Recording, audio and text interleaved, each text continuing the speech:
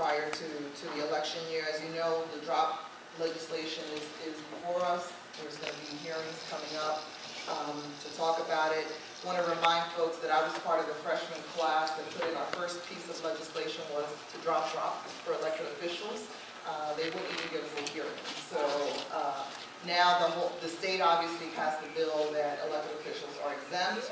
The issue with the drop and whether we can drop it or not is a legal issue based on the fact that it's part of the bargaining unit. So I know there's a commitment by City Council to work on fixing drop.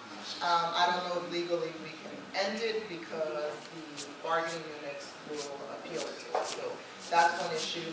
I do have copies for those people that are interested. I introduced a bill a few weeks ago, which is probably the most progressive business tax legislation that Philadelphia has seen in decades. It's to eliminate the net profits tax and to exempt the first 100,000 of small businesses.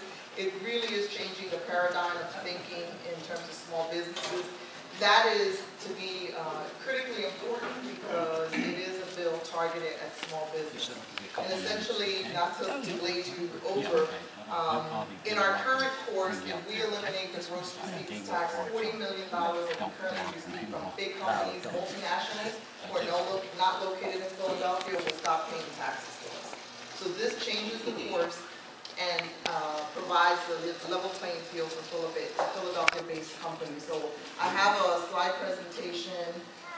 Councilman Green and I were the lead sponsors in it. We have 15 co-sponsors. And for those of you who may be a small business under $1 million, it would absolutely save your business. If you're a business under $100,000, there's a lot of people who do business from home, freelancers. Just today in the paper, there was a story. Ronnie did a story where someone was volunteer coaching and delivering newspapers and made $20,000 and the city suing him for taxes. When you think about the amount of energy that it takes between our audit department, our legal department to sue, it is crazy. So that is a huge piece of legislation that we have forward. The other thing, we do expect another budget deficit. We don't know what the number is going to be. The number that's been thrown around is about $60 million, which is very devastating. As you all know, last year we voted for a 10% tax increase, property tax increase, and a lot of people were upset at it.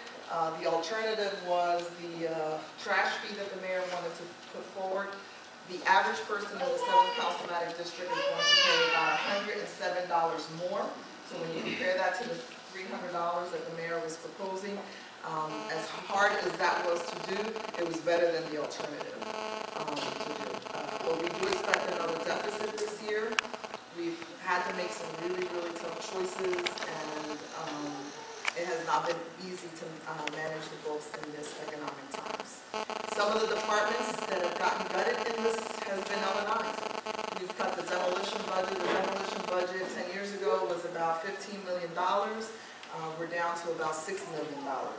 Our CLIP program, which is vital to communities like Northwood, we've seen it cut by 25%.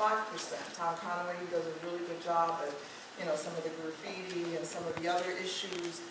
That's been cut by about 25%.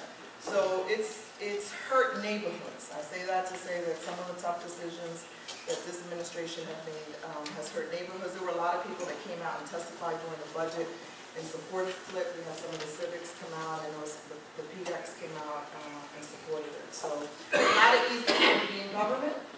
I think that there are some good things that are going on. I think that some of the departments are being reformed. 311 is not perfect, but I think it's a step in the right direction. I know, depending on your experience with 311, it may be good or maybe bad. But one of the things that it's allowing us to do is at least track the types of service requests. And I think I introduced a bill to create council stat, which would essentially allow us to use the 311 data as a budget tool. So that, for instance, if the mayor is asking for $10 million for tree removal or for trees, and we have a backlog of 3,000, that we can say you need more or you need less. That legislation is pending. We've been to New York to look at the council stat in New York, which is the tool that they use. that bill out and we'll start working on being able to institute that. And what that'll allow us to do is every single service request that comes into the city, I would get the data and I'd be able to make sure that we're allocating money based on the needs and the services that are there.